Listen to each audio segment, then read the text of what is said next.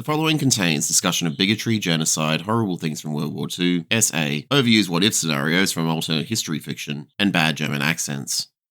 Viewer discretion is advised.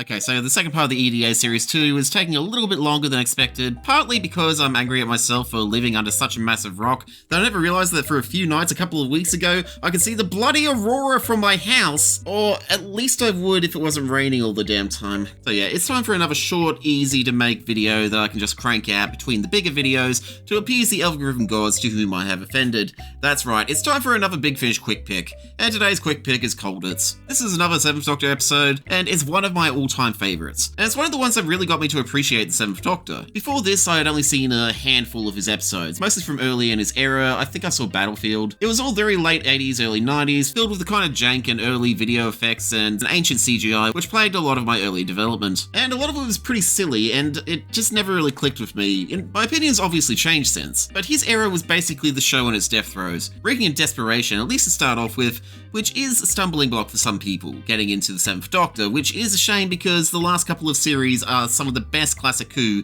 that has ever been made. They really did the 7th Doctor a disservice by cutting the show when they did. The audio dramas really show Seven at its best though. They took the darker elements of the character that were being developed in his final series and developed them further. He may seem like a clown, he will caper and joke and play the spoons, but that's just a front for a much darker intelligence. He's a chess master incarnation, fond of misdirection, sleight of hand, and intricate, overly elaborate plans. If you think he is in your power, odds are he has already arranged your downfall, and he's frequently already won before he exits the TARDIS. So anyway, Colditz. A timey-wimey anomaly in the vortex forces the TARDIS to land somewhere in the 20th century, but the Doctor has no idea where. Oh, we could just have a quick look round, couldn't we? It might be dangerous. Don't know about that. Feel safer than usual already.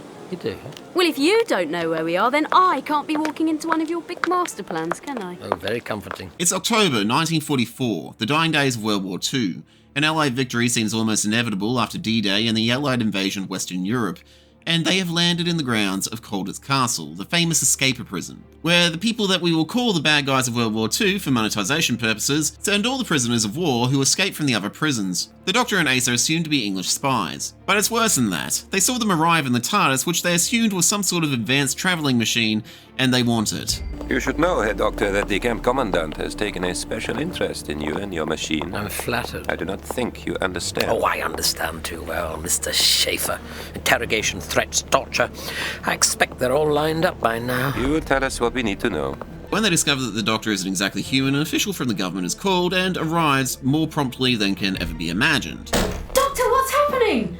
Who's your lady friend? She's no friend, Ace. Her name is Elizabeth Klein. It soon becomes apparent that she knows about the TARDIS, she knows about the Doctor, and we soon learn that she's not an official of the Reich at all, or at least won't be for another 20 years or so. Yeah, sorry, I'm gonna spoil it. This is one of the few times where spoilers are the thing that gets you interested in listening to it in the first place. I mean, it's the very premise of the thing. I think I can get away with it here. Please don't at me. The Doctor and Ace's arrival at this critical moment in history changed events, creating an alternate timeline where the Third Reich developed nuclear weapons before the Americans did, and used them to inflict their sick ideologies onto the entire planet. The men in the High Castle is canon. I can prove it! Elizabeth Klein, blonde of hair and blue of eye, is from an alternate 1965, assigned to study the TARDIS. She couldn't figure out how to fly to anywhere but the previous location, so she's come back to fetch the Doctor and force him to teach her how to work it. Hijinks ensue. A lot of this plays out like an old war movie. Stiff upper lip sort of stuff. British airmen and soldiers planning escapes and complaining about the food and that sort of stuff. And honestly, I've got to say, aside from it being hard to escape, they're being treated pretty damn well. They're being fed, they have somewhere dry to sleep. The guy in charge is smuggling in biscuits and jams for them. He's best mates with one of the prisoners of a higher rank, and is seemingly oblivious of the clear power imbalance in their relationship. He acts as if they're both going to stay friends after the war and laugh at this one day. I don't know, maybe it's my Australian perspective talking, and these guys are being kept from their friends and their family, and they have no idea if they're alive or dead. And I can understand wanting to do your little bit to take down the bad guys of World War II. I mean, they're the bad guys of World War II. But if you were taken captive by the Japanese in the same year, you would be lucky if they were feeding you. The Japanese army did not fuck around. The vast majority of POWs in their care died. The survivors look like this. These men saw and experienced horrors that I am not allowed to talk about on YouTube, but in Colditz the food is really bad, so. By the way, if you take this little bit of information as an excuse to be shitty to Japanese people today, Go fuck yourself, get off my channel, I don't make content for you. The Seventh Doctor is a force of nature in this, making it clear to anyone who exactly is in control in any given situation. I'll be back soon! I hate to disappoint you, but you won't see Colditz Castle again. That isn't part of my plan. I'm not following your plan, Klein. I'm following my own. Oh, pardon me. I was under the impression that you were handcuffed and completely under my power. That's where you're mistaken. I'm coming with you because it suits me, because it's high time that I found out just what you want. You don't control me, Klein. Remember that. Some of the best parts of this are the conversations between the Doctor and Klein, as she argues for the validity of her timeline. Are you trying to imply that my time shouldn't come to exist? That Germany should never have won this war? You are wrong. Am I? You want to change history. Not change it. Put it back on the right track. According to whom? According to what I've seen. And what about the world I've seen? The world of the future, Doctor. An efficient, peaceful, prosperous world. A golden age. Built on how many corpses? Oh, I'm sure your trains run on time, Klein. But was it worth the bloodshed?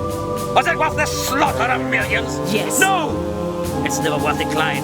There's no excuse for genocide.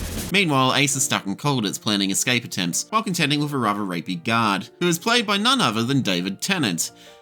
See you around, Tim. While you are here, Fräulein, you will learn obedience. When a German officer gives you an order, you will follow it without question. Now strip. You what? Remove your clothes. Get lost! They are to be deloused and searched. It is procedure. I don't have lice! Get off me! I will not warn you again. The sooner you accept that you are a prisoner here, the better it would be for you. Yeah, he really is good at playing villains. I honestly wouldn't say no to him being cast as the Master. He is just that good. Even early in his career, he was jumping at any opportunity to get involved in Doctor Who. He plays random small parts throughout Big Finish's main range. Personally, I like to think of this as a very messed up chameleon arch situation though. You owe me a favor now, Fräulein. I will expect to be shown special kindness from now on.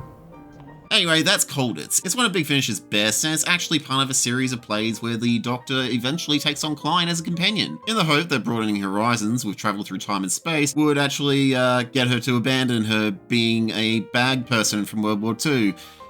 Yeah, you heard it right. The Seventh Doctor has a companion who's a Nazi. I may cover the other ones in another video. If that's something you're keen on hearing, please leave something in the comment section below. But yeah, anyway, aside from that, don't forget to comment, like, subscribe, boost the algorithm for me. The gods of Ragnarok are breathing in my neck, honestly. And yeah, I'll see you in the next one.